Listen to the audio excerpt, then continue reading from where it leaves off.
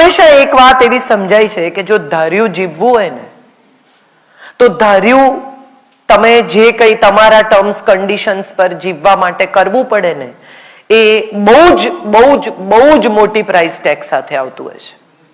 અને બહુ જ મોટી પ્રાઇસ ટેગ આપણે મોટા ભાગના લોકો જોતા નથી. ધાર્યું કરવું છે એટલે કરી નાખવાનું. કર્યા પછી તમને સમજાય કે આ પ્રાઇસ ટેગ છે ને આના ઈએમઆઈ આખી જિંદગી ચૂકવવાનો વારો આવશે. અહીંથી કદાચ મારી વાત શરૂ થાય છે. મારી માં એવું ઈચ્છતી હતી કે મારા લગ્ન વહેલા થઈ જાય તો એ મારાથી છૂટે. હું પણ ઈચ્છતી હતી કે મારા લગ્ન વહેલા થઈ જાય તો હું એનાથી છૂટું. એટલે સામે અમે બંને જણા એકબીજાથી છૂટવા માંગતા હતા. એમાં એક બહુ સારા ઘરનું માગું આવ્યું. એને એમ થયું કે આનાથી સારો છોકરો નહીં મળે ને મને એમ થયું કે આનાથી સારું ઘર નહીં મળે, ચાલો. એટલે મેં લગ્ન કરી લીધા. 17.5 પૂરા 18 ની નજીક 19.5 વર્ષે લગ્ન પૂરા થઈ ગયા. થવાના જ હતા, એમાં કઈ બહુ જાજુ હતું નહીં. 19.5 વર્ષે મારી માએ મારા કાકાને એવું કહ્યું કે અમે નહીં રાખીએ, અમે પરણાવી દીધી, અમારી જવાબદારી પૂરી થઈ. એટલે મુંબઈ આવી, જનસત્તા લોકસત્તામાં કામ કરતી હતી. ત્યાંથી એકવાર વિવેક ખેતાન વડોદરા આવ્યા અને એમણે કહ્યું કે તુમ યહાં ક્યાં કર રહી હો, તુમ મુંબઈ ચલો. એટલે મુંબઈ આવી. મુંબઈ નોકરી કરતી હતી, એક વર્કિંગ વિમેન હોસ્ટેલમાં રહેતી હતી. ત્યાં શફી મળ્યા. ટાગોરમાં એક લાઈન છે, જે નાટક હમણાં હું કરું છું, જેમાં કાજલ ઓઝા વૈદ અને રવિન્દ્રનાથ ટાગોર સ્વર્ગમાં મળે છે, એવી એક કથા છે. અને હું ટાગોરની વાર્તાઓના અંત એની નાયિકાઓ વિશે વાત કરું છું. એ બહુ સુંદર પ્લે છે. એમાં એક લાઈન છે જેમાં હું ટાગોરને કહું છું. ટાગોર જ્યારે વિક્ટોરિયા ઓકેમ્પો વિશે વાત કરે છે અને મને પૂછે છે કે હવે તારી વાત પણ થવી જોઈએ, અને ત્યારે હું ટાગોરને કહું છું કે શફી, એ 40 ના, હું 20 ની. રંગભૂમિ માટે બહુ પ્રેમ નહોતો, પ્રેમ માટે રંગભૂમિ શરૂ થઈ. કૌસ્તુભાઈ બેઠા છે, એ મને એવું કહેતા કે 3 ઘંटे तुम सीरियसली मेरा थिएटर नहीं कर सकती. પણ મને તો એ થિયેટરમાં રસ જ નહોતો, મને તો એનામાં જ રસ હતો. એમની સાથે પણ હવે મને કોઈ કદાચ પૂછે 50 વર્ષે કે લગ્નનું મહત્વ શું છે, તો હું એને એમ કહું કે જરાય કોઈ મહત્વ નથી જો કમિટમેન્ટ હોય તો. પણ ત્યારે મને એવું લાગતું હતું કે લગ્નથી આગળ જગતમાં કશું છે જ નહીં. પરાણ, એ પરણેલા હતા, એમની પોતાની સમસ્યાઓ હતી, લગ્ન થઈ શક્યા નહીં. મારી જીદ લગ્નની, એટલે ચાલુ સુપરહિટ નાટક છોડીને હું અમદાવાદ જતી રહી. મારો સ્કૂલનો મિત્ર સંજય વૈદ્ય, અંકિતભાઈના પણ બહુ જ સારા મિત્ર, અને અંકિતભાઈ કદાચ એક જ એવા છે કે જે અમારા બંનેની મૈત્રીની સાથે બેલેન્સ બહુ અદ્ભુત સંભાળે છે. એ મારી વાત સંજયને નથી કરતા અને સંજયની મને નથી કરતા. અને જો રાત્રે સંજય એને એમ કીધું હોય કે હું તારી સાથે હતો, તો સવારે મને એમ કહે છે કે હા, મારી સાથે હતો. તો સંજય મારો સ્કૂલનો મિત્ર, અને અમે બહુ સારી રીતે દોસ્તી વર્ષો સુધી ચાલી. પછી લગ્ન કરવાનું નક્કી કર્યું, પરણ્યા, સંતાન થયું. મને લાગ્યું કે હવે જિંદગી કમ્પ્લીટ છે, આનાથી વધારે ઈશ્વર પાસે કશું જ માગી શકાય નહીં. પણ મજા એ છે કે તમને જ્યારે કમ્પ્લીટ લાગે ને ત્યારે ભગવાન એમાંથી એક પીસ લઈ લે. તમે એને ઈશ્વર માનો, તમે એને ભગવાન માનો, તમે એને જે પણ માનતા હોય, તમને એમ લાગે કે આ જીક્સો કમ્પ્લીટ છે, એટલે એમાંથી એક પીસ ઉઠાવીને તમને જીક્સોનો પીસ શોધતા કરી દે. મારો દીકરો સત્યજીત 1.5 વર્ષનો 3જે માળથી પડ્યો. I lost him. For a while I was completely vegetable. મને પોતાને પણ ખબર નહોતી. ચાલ જમી લે એમ કે એટલે જઈને જમી લેવાનું, જા સુઈ જાય એમ કે એટલે સુઈ જવાનું.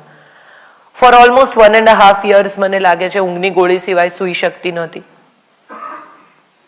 મને એવું લાગતું રહ્યું કે મારા હાથમાંથી પડ્યો. So for me that guilt was very important. I tried to cut myself. એની પાસે જતી રહું એવી પણ એક માનસિકતામાં હતી. લગ્ન થયા એ પહેલા પણ એકવાર આપઘાત કરવાનો પ્રયત્ન કરેલો. પ્રકાશભાઈ બેઠા છે, એમને ખબર છે. પ્રશાંત ભીમાણીની ટ્રીટમેન્ટમાં હતી એ દિવસોમાં. પ્રશાંતભાઈ કહ્યું કે સ્કૂલમાં નોકરી કરે, એ તારી ટ્રીટમેન્ટ છે. એકલવ્ય નામની સ્કૂલમાં નોકરી કરવાની શરૂ કરી, દિશા નામનો ક્લાસ જેમાં સ્લમના બાળકો આવે. હું એવું માનું છું કે હું જિંદગી એ લોકો પાસે શીખી. ત્યાં સુધી ફરિયાદ સિવાય મારી પાસે કંઈ નહોતું. મારી સાથે જ કેમ, વાય મી. પહેલી વાર મને સમજાયું કે ઓ માય ગોડ, હું તો બહુ જ સુખી છું, મને ફરિયાદ કરવાનો હક, અધિકાર છે જ નહીં. ક્યારે પહેલી વાર આ સમજાયું કે મેં મારા છોકરાઓને નંબર્સ શીખવવા માટે એવું કહ્યું કે ઘરના કેલેન્ડરમાંથી 1 to 30 કાપી લાવજો. મોટા ભાગના છોકરાઓ કાપી લાવ્યા, 3 છોકરાઓ લાવે જ નહીં. એક દિવસ મેં કહ્યું, અમારે ત્યાં સજા કરવાની નહોતી, એટલે એક દિવસ મેં કહ્યું, મેં કીધું આજે હું તારે ઘેર આવવાની છું કેલેન્ડર કાપવા, કે મારી મમ્મી તમને પણ મારશે. કેમ? તો કે અમારા ઘરમાં એક જ કેલેન્ડર છે, કાપી નાખું તો અમે જોઈએ શું? જે ઘરમાં સાહેબ કેલેન્ડર જ એક છે, એ ઘરમાં પંખો, લાઈટ તો નહીં જ હોય, એ આપણે સમજી શકીએ એવી સ્થિતિ છે. એ ભીખ માંગતા બાળકો જેને ભેગા કરીને અમે ભણાવવાનો પ્રયત્ન કરતા હતા. અને ત્યાંથી એક એવી જર્ની શરૂ થઈ જ્યાં મને સમજાયું કે આપણા હાથ પગ ચાલે છે, આપણને ભૂખ લાગે છે, આપણને ઊંઘ આવે છે, આપણી પાસે માથે છત છે, વરસાદ પડે ને ત્યારે આપણે આપણો સામાન સમેટીને ખૂણામાં જઈને આમ આખી રાત બેસી નથી રહેવું પડતું. આપણે બહુ સુખી છીએ. ઈશ્વરનો આભાર માનવા સિવાય બીજું કંઈ થઈ શકે જ નહીં એવું મને એ દિવસથી સમજાયું. અને એ દિવસથી રોજ સવારે ઉઠીને હું એક જ કામ કરું છું, 2 હાથ જોડીને એમ કહું છું કે thank you so much. Thank you so much for what you have given. આ બધું મેં માગ્યું જ નહોતું. સત્યજીતના ગયા પછી એ સમયે એ હતો ત્યારે કંઈ નહોતી કરતી, સંપૂર્ણપણે માતૃત્વ એન્જોય કરતી હતી. ત્યારે લખાયેલી વાર્તાઓ ધીમે ધીમે પ્રકાશિત થવા ક્યાંક ક્યાંક આપતી હતી. એમાં એક દિવસ ભરતભાઈએ ફોન કર્યો કે હું ભરત ઘેલાણી બોલું છું, ચિત્રલેખા માટે વાર્તા લખશો? મેં કીધું તમે ફોન મૂકી દો, હું તમને કરું છું. મને એમ થયું કે કોઈ મારી મજાક કરે છે. સીધી ચિત્રલેખામાંથી ઓફર ના આવે. સિમ્પલ. મેં ભરતભાઈને ફોન કર્યો. મારી જિંદગીની એવી ઇનિંગ શરૂ થઈ જેમાં મેં પાછા વળીને જોયું નથી. યોગ વિયોગ, મધ્યબિંદુ, એ પછીના એવા સમયમાં એવું લખાતું રહ્યું. બહુ શાંતિથી વિચારું તો હું મારી જાતને હંમેશા એવું કહું છું કે આ હું લખતી નથી, આ લખાય છે. મારા પાત્રો આવીને મારી પાસે લખાવડાવે છે કે હવે આમ કર, હવે આમ કર. યોગ વિયોગ ફિનોમિનલ રીતે સફળ થઈ. ચિત્રલેખાનો આભાર જેટલો માનું એટલો ઓછો છે કે એ લોકોએ મારામાં ભરોસો કર્યો. ભરતભાઈને એવું કહેનારા બહુ હતા કે ગાંડી છે, પૂરી નહીં કરે નવલકથા. હજી પણ એવા લોકો છે કહેનારા કે ગાંડી છે, આવે તો આવે, ન આવે, મગજનું ઠેકાણું નથી. હું જાણીતી છું આવા બધા તરત રિએક્ટ થઈ જવા માટે.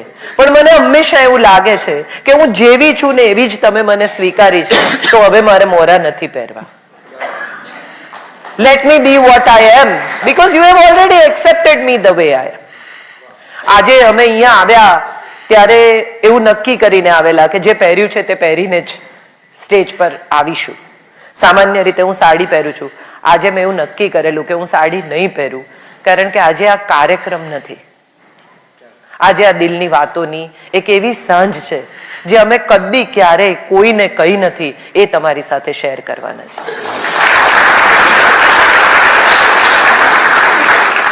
એટલે અમે આ કોઈ એવી સાંજ લઈને નથી આવ્યા.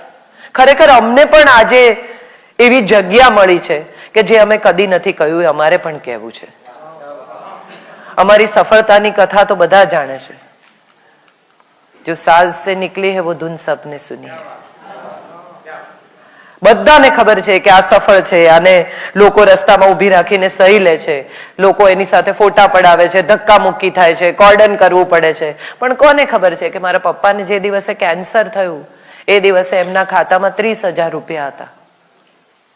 મારી પાસે ઇન્દ્રપ્રસ્થમાં એક ઘર હતું. ઘરે આવી મેં એમને કહ્યું, મેં કીધું બીક લાગે છે? તો કે હવે બીક શું લાગે, જેવું જીવ્યા છે એવું મરવાનું છે, પૈસા હોય તો દવા કરો, બાકી મરવાનું તો છે જ. ઇન્દ્રપ્રસ્થમાં માંડ માંડ ખરીદેલું એક ઘર ઉભા ઉભા વેચી નાખ્યું. અંકિતભાઈ અમેરિકા હતા, મેં એમને ફોન કર્યો, તો અંકિતભાઈ બાપુને કહો મને પૈસાની જરૂર છે. મોરારી બાપુની કથા ચાલતી હતી. અંકિતભાઈએ એક બહુ જ અદ્ભુત વ્યક્તિત્વની મારી સાથે ઓળખાણ કરાવી. એ અમદાવાદ આવ્યા, પૈસા લઈને આવેલા. એમણે કહ્યું કે મને, અંકિતભાઈએ કહ્યું કે તમને પૈસાની જરૂર છે, હું 2 લાખ રૂપિયા લઈને આવી છું. ને એમને કહ્યું, મેં કીધું મને નથી લાગતું હવે એમને 2 લાખ રૂપિયાની જરૂર પડે. હું લાખ રાખું છું, મને જરૂર પડશે તો તમને ફરી ફોન કરીશ. એ લાખ રૂપિયાનું દેવું મારા માથે આજે પણ એમ જ અકબંધ ઊભું છે અને વ્યક્તિ આપણી વચ્ચે છે. આજે એવી જગ્યાએ આવીને ઊભી છું કે વસ્તુઓની કોઈ કિંમત જ નથી રહી. કોઈ કશું આપે તો એમ થાય કે આનું શું કરીશ. પ્લીઝ બોલાવી લો ને, જયભાઈ આવી ગયા હોય તો બોલાવી લો. તમારું પતે પછી ના ના, એવું શું કરવા, બોલાવી લો ને. Let him be the part of it. એમ તો મેં અંકિતભાઈને કહેલું કે હું બોલતી હોઈશ ત્યારે જ આવશે, કેમ કે હરીફાઈ અમારા બે વચ્ચે છે, તમે તો બહુ નાના છો. શું કરવા હેરાન કરો? લિંક મારી તોડશે, તમારી નહીં તોડે. ભરોસો રાખો યાર. આવો આવો જયભાઈ, પ્લીઝ કમ.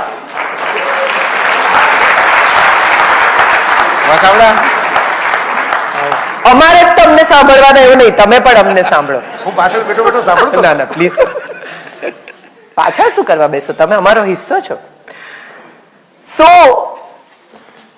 ત્યાંથી શરૂ થાય છે એક એવી કથા કે જેમાં ક્યાંય કોઈ જગ્યાએ હવે મને કશાયનો મોહ નથી.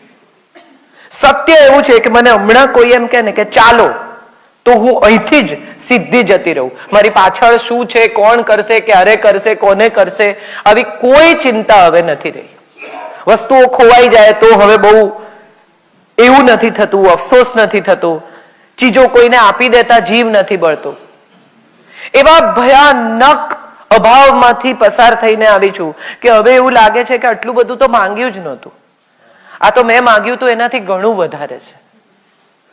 પણ જે 2-3 નાનકડા પ્રસંગો મારી જિંદગીના મારે તમારી સાથે શેર કરવા છે, એમાંનો એક બહુ જ જે પ્રસંગ હું દિવસોના દિવસો સુધી ભૂલી નથી શકતી ને આજે પણ યાદ કરું તો એટલી જ ઇમોશન, પીડા નથી કહેતી પણ એટલા જ તીવ્ર ઇમોશન્સમાંથી પસાર થાઉં છું.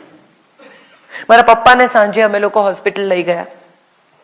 મારી મા સાથે મારું કોઈ દિવસ કમ્યુનિકેશન નથી રહ્યું, પણ મારા પપ્પા મારા દોસ્ત રહ્યા, મારા ટીચર રહ્યા, મારા ગુરુ રહ્યા, મારા તંત્રી રહ્યા.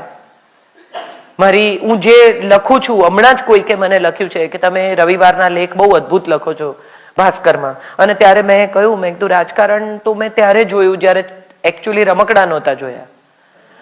ચીફ મિનિસ્ટર અમારે ઘરે આવતા, અમારા 1 BHK ના ઘર હોય એની અંદર હું આમ ઊંઘમાંથી ઉઠીને બહાર આવું ત્યારે એકાદ ચીફ મિનિસ્ટર ગુજરાતનો બેઠો હોય અને મારા પપ્પા સાથે વાત કરતો, એવું તો મેં અનેક વાર જોયું છે. સંજીવ કુમાર અમારે ઘરે આવતા, નાનકડા આઝાદનગરના 1 BHK ના ઘરમાં રમેશ મહેતા, ઉપેન્દ્ર કાકા, કેટલા બધા લોકોને મેં સ્ટાર ક્રેઝ શરૂ થાય એ પહેલા સ્ટાર ક્રેઝ પૂરું થઈ ગયેલું. તો એક દિવસ એમને હોસ્પિટલ લઈ જવા પડ્યા. છેલ્લે સુધી લખતા હતા.